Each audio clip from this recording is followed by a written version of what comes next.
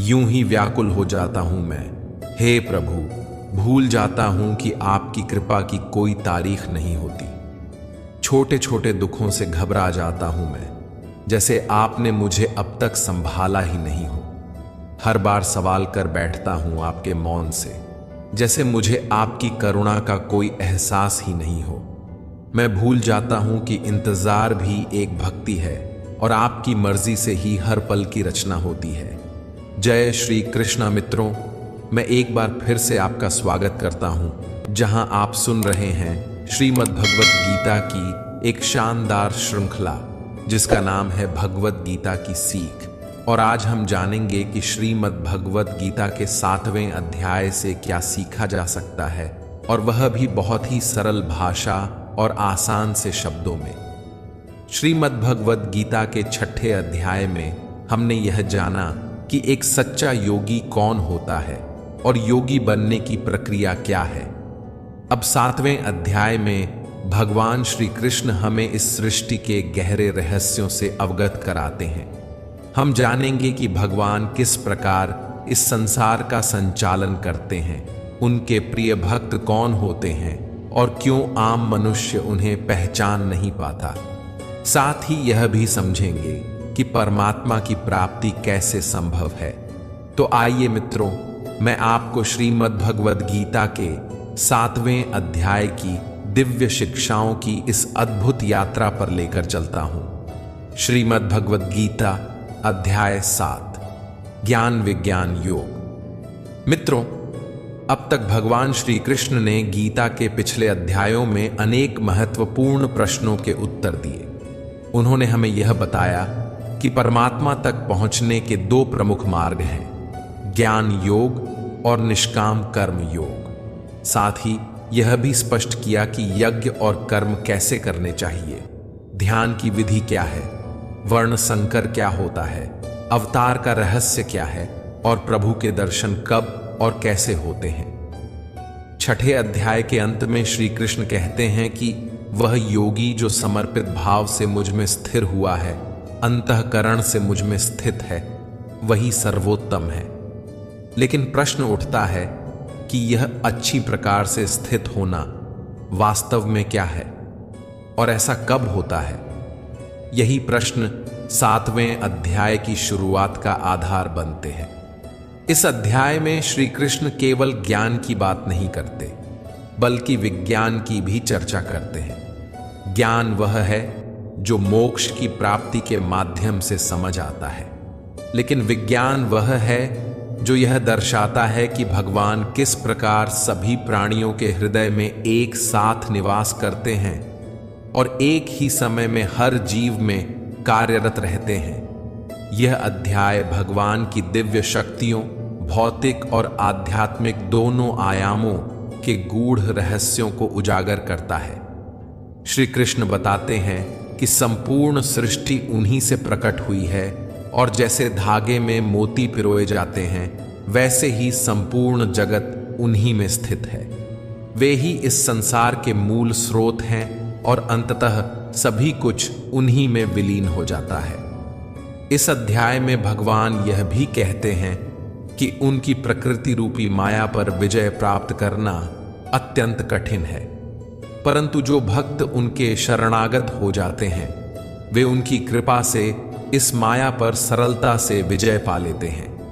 आगे चलकर भगवान श्री कृष्ण बताते हैं कि उनके शरण में न आने वाले 4 प्रकार के लोग होते हैं और उनके प्रति पूर्ण भक्ति में लीन रहने वाले भी 4 प्रकार के भक्त होते हैं। वे उन भक्तों को सबसे प्रिय मानते हैं जो मन और बुद्धि को परमात्मा में लीन कर ज्ञान में स्थित रहते हुए उनकी आराधना करते हैं। वहीं दूसरी ओर कुछ लोग सांसारिक इच्छाओं में उलझे होते हैं। उनकी बुद्धि कामनाओं से मोहित होकर स्वर्ग के देवताओं की शरण में जाती है, लेकिन श्री कृष्ण स्पष्ट करते हैं कि ये स्वर्गिक देवता केवल अस्थाई और भौतिक सुख ही दे सकते हैं, और वह भी तभी जब भगवान स्वयं उन्हें यह शक्ति प्रदान करे।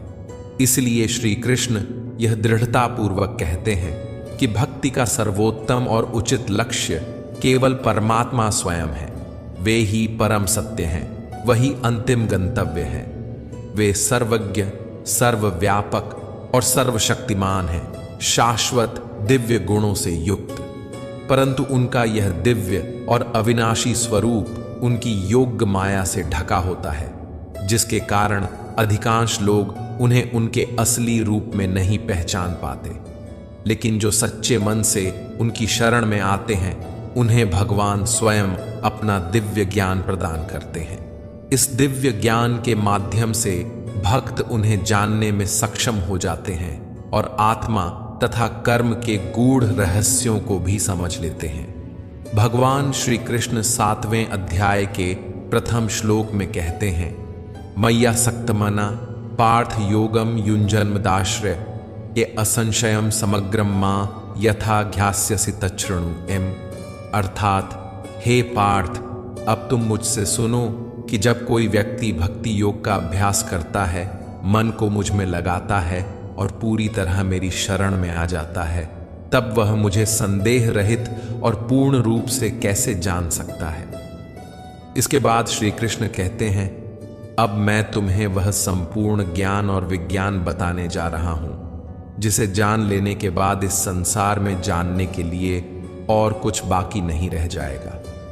लेकिन हे अर्जुन, हजारों मनुष्यों में से कोई एक मुझ तक पहुंचने का प्रयास करता है, और उन प्रयास करने वालों में से भी कोई बिरला ही वास्तव में मुझे जान पाता है, मुझ में पूर्ण समर्पण और प्रेम करता है। फिर भगवान प्रकृति के तत्वों की बात करते हुए बताते हैं, यह जो पृथ्वी, जल, अग्नि, वायु, आकाश, मन, बुद्धि और अहंकार हैं, ये मेरी अपरा शक्ति के 8 घटक हैं, जो जड़ प्रकृति कहलाती है। परंतु हे महाबाहु अर्जुन, इसके अतिरिक्त भी मेरी पराशक्ति है, चेतन शक्ति, जो संपूर्ण सृष्टि को धारण करती है, और वह है जीवात्मा। यही जीव शक्ति इस संसार के समस्त प्राणियों की जीवन ऊर्जा है। यह प्रकृति अनादि है और सनातन रूप से चलती आ रही है। तुम यह जान लो कि इस जगत के समस्त प्राणी मेरी इन्हीं 2 शक्तियों, जड़ और चेतन, के संयोग से उत्पन्न होते हैं। मैं ही इस समस्त सृष्टि का मूल कारण हूं, और अंततः यह सब मुझ में ही विलीन हो जाता है। भगवान श्री कृष्ण अर्जुन से कहते हैं, हे अर्जुन, इस समस्त ब्रह्मांड में मुझसे श्रेष्ठ कुछ भी नहीं है। सारा संसार मुझ पर उसी प्रकार निर्भर है जैसे धागे में मोती पिरोए होते हैं। फिर भगवान अपने व्यापक स्वरूप को समझाते हुए कहते हैं, हे कुंती पुत्र, मैं ही जल का स्वाद हूं, सूर्य और चंद्रमा का प्रकाश हूं, मैं ही वेदों में पवित्र ओंकार हूं, मैं आकाश में गूंजती ध्वनि और समस्त प्राणियों में विद्यमान सामर्थ्य हूं। वे आगे कहते हैं, मैं पृथ्वी की शुद्ध सुगंध हूं, अग्नि का तेज हूं, सभी प्राणियों में जीवन शक्ति हूं और तपस्वियों का तप हूं। हे अर्जुन, समझो कि मैं ही सभी प्राणियों का मूल बीज हूं, बुद्धिमानों की बुद्धि और शक्तिशालियों का तेज भी मैं ही हूं। इसके बाद भगवान प्रकृति के त्रिगुणात्मक स्वरूप का वर्णन करते हैं। यह प्रकृति 3 गुणों से युक्त है, सतोगुण, रजोगुण और तमोगुण। ये सभी मेरी शक्ति से उत्पन्न होते हैं। यह संपूर्ण सृष्टि इन्हीं गुणों से मोहित हो रही है, लेकिन मैं इन गुणों से परे हूं, इसलिए लोग मेरी सच्ची पहचान नहीं कर पाते। श्री कृष्ण बताते हैं कि यह दिव्य शक्ति माया अत्यंत बलवान है और इसे पार कर पाना कठिन है, लेकिन जो मेरे सच्चे शरणागत होते हैं, वे मेरी कृपा से इसे सहजता से पार कर लेते हैं। भगवान यह भी स्पष्ट करते हैं कि 4 प्रकार के लोग मेरी शरण में नहीं आते। वे जो ज्ञान से वंचित हैं, वे जो अपनी हीन प्रवृत्तियों में लिप्त रहते हैं, वे जो आलस्य और भ्रम के कारण सत्य को स्वीकार नहीं करते, और वे जो आसुरी स्वभाव वाले हैं। ये लोग माया के जाल में फंसे रहते हैं और ईश्वर को समझ नहीं पाते। हे भरत श्रेष्ठ अर्जुन, 4 प्रकार के पवित्र लोग मेरी भक्ति में लीन रहते हैं। कोई दुख और संकट में मुझे याद करने वाला, कोई ज्ञान की जिज्ञासा रखने वाला अर्थात मुझे जानने की इच्छा रखने वाला जिज्ञासु, कोई संसार के स्वामित्व की अभिलाषा रखने वाला और कोई जो पहले से ही मुझे जानने वाला परम ज्ञान में स्थित ज्ञानी। इनमें से मैं उन्हें श्रेष्ठ मानता हूँ जो ज्ञान युक्त होकर मेरी आराधना करते हैं, मुझे भजते हैं और दृढ़ता पूर्वक अनन्य भाव से मेरे प्रति समर्पित होते हैं। मैं उन्हें बहुत प्रिय हूँ और वे मुझे अत्यंत प्रिय हैं। यह चारों ही प्रकार के भक्त दयावान होते हैं, लेकिन ज्ञानी पुरुष तो मानो जैसे मेरा ही रूप हो। और ज्ञानियों में भी वह व्यक्ति जो मुझे बहुत सारे जन्मों से मानता आया है, वह मृत्यु के पश्चात मुझ में ही समा जाता है। मित्रों, मुक्ति और भोग दोनों ही भगवान से मिलते हैं, तो फिर सभी को एकमात्र परमात्मा का भजन करना चाहिए, ध्यान करना चाहिए। फिर भी लोग इधर उधर क्यों भटकते हैं? इस प्रश्न को 7वें अध्याय में भगवान श्री कृष्ण स्पष्ट करते हैं। वे कहते हैं, आप जहां जहां जा रहे हैं वहां मैं तो हूं, लेकिन वह तरीका, वह विधि सही नहीं है। भगवान बताते हैं कि कामनाओं ने यानी इच्छाओं ने जिनके मन को हर लिया है, वे मुझसे भिन्न अन्य देवताओं की शरण में चले जाते हैं। जो भक्त अपनी किसी इच्छा पूर्ति के लिए जिस जिस देवता के स्वरूप को जिस श्रद्धा के साथ पूजना चाहता है, मैं उसी देवता के प्रति उसकी श्रद्धा को स्थिर कर देता हूं और वह भक्त उन्हीं देवताओं को प्राप्त हो जाते हैं। लेकिन यह फल ज्यादा समय तक नहीं चलता। और यदि कोई भक्त किसी भी प्रकार से मेरी ही पूजा करता है, तो उसे मैं अपना ही बना लेता हूं। जो मूर्ख मुझे जन्म लेने और मरने वाला मानते हैं, वे मुझे प्राप्त नहीं कर पाते। मैं भूतकाल, वर्तमान और भविष्य तीनों कालों को जानता हूं, जबकि श्रद्धा रहित लोग मुझे नहीं जान पाते। आखिर कोई भगवान को क्यों नहीं जान पाता है? इस पर श्री कृष्ण कहते हैं, हे अर्जुन, हे भरतवंशी, इच्छा और द्वेष के वशीभूत होकर संसार के जितने भी मनुष्य और प्राणी हैं, नर नारी, सभी मोह को प्राप्त हो जाते हैं, इसलिए वे मुझे जान नहीं पाते। इस पर भगवान श्री कृष्ण कहते हैं कि बस जो पुण्य कर्म करते हैं, जिसे आराधना कहते हैं, तप कहते हैं, योग कहते हैं, ध्यान कहते हैं, अभ्यास कहते हैं, चिंतन कहते हैं, जो ऐसा करते हैं, जिन भक्तों ने अपने पापों को नष्ट कर दिया है, वे इन सभी मोह माया से मुक्त होकर अंत में दृढ़ रहकर उसी मार्ग पर टिके रहते हैं और मुझे भजते हैं। वे मेरी शरण में आकर उस चक्र से, जिसे जन्म और मृत्यु का चक्र कहा जाता है, मुक्ति पाने का प्रयास करते हैं।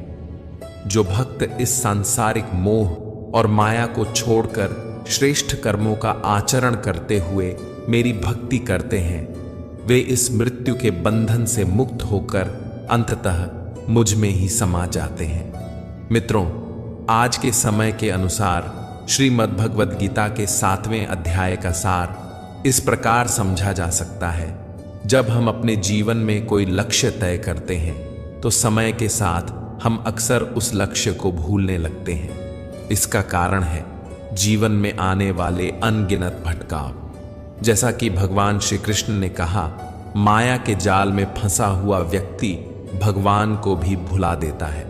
उसी प्रकार कई बार बहुत परिश्रम करने वाला व्यक्ति भी अपने मार्ग से भटक जाता है और सोचने लगता है कि लक्ष्य वगैरह सब निरर्थक है। अभी तो जीवन का आनंद लो, कल क्या होगा कौन जानता है। भगवद गीता में ऐसे लोगों को भगवान श्री कृष्ण ने मूर्ख कहा है, अर्थात वे जो यह भी नहीं समझते कि जीवन में आने वाले भटकाव केवल उन लोगों की परीक्षा लेने आते हैं जो वास्तव में परिश्रम कर रहे होते हैं। कोई व्यक्ति इन भटकावों में उलझ जाता है तो कोई उन्हें पार कर सफलता प्राप्त कर लेता है, और जो निरंतर बिना रुके बिना डिगे अपने लक्ष्य की ओर अग्रसर रहता है, वही व्यक्ति जीवन में सच्ची सफलता का अधिकारी बनता है। मित्रों, आशा है कि आपको श्रीमद् भगवद गीता के 7वें अध्याय की यह सरल और सारगर्भित व्याख्या अवश्य पसंद आई होगी। आपने इस अध्याय से क्या सीखा? कृपया हमें कमेंट के माध्यम से जरूर बताएं। यदि इस व्याख्या में मुझसे कोई त्रुटि रह गई हो तो मैं हृदय से क्षमा प्रार्थी हूं। जल्द ही हम श्रीमद् भगवद गीता के 8वें अध्याय की एक और सरल और सुंदर व्याख्या के साथ फिर मिलेंगे।